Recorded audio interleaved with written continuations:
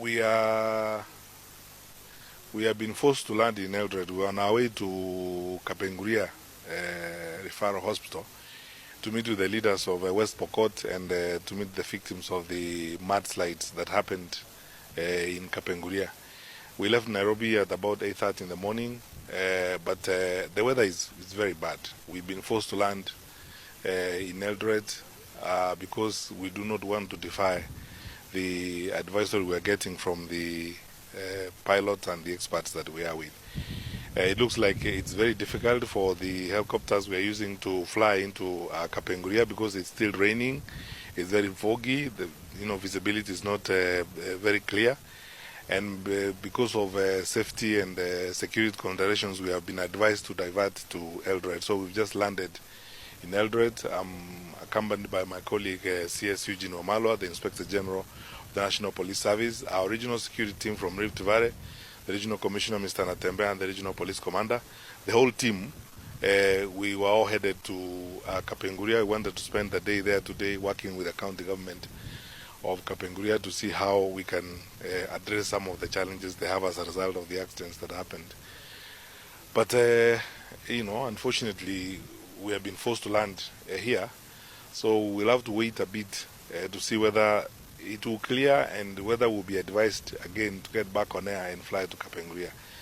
If it does not clear, it's either we have to spend a night here and wait it clear so that we can go into Kapenguria tomorrow morning, or go back to Nairobi and wait for the weather to improve again before we fly into Kapenguria. But bottom line is, the national government is committed to addressing the challenges the people of West Pokot are facing in these circumstances. I want to assure the governor and the leaders of West Pokot that we are committed to working with and supporting them, and especially working with the families. We have sent some relief supplies ahead. I know that because the roads are very difficult to navigate at this time, some of the food and items like blankets and so on may be late to arrive, but we dispatched some food both from Eldred and Nairobi, and we will continue to support them. Maybe I'll let my colleague CS Wamalwa speak a little bit about that. Thank you very much. From yesterday, we've been mobilizing support for all the affected families in terms of food and non-food items. As we speak, our PSs and all our national teams are on the ground working with the county teams, with Red Cross and all agencies around the clock to support the affected families.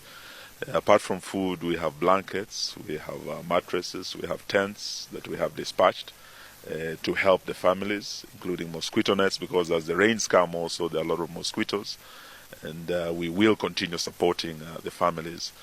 Even as the weather continues to be a major challenge in terms of accessibility to the site and to the victims, that we are working around the clock to ensure that maximum support is given to all the affected. Thank you.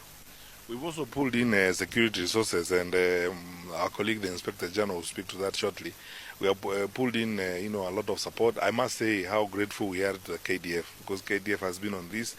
They have been able to move in some support in addition to what we are doing, because on Saturday the President ordered a multi-agency team to move in, and they have been working hard on the ground. The police vehicles that were available are all deployed, to support that operation out there.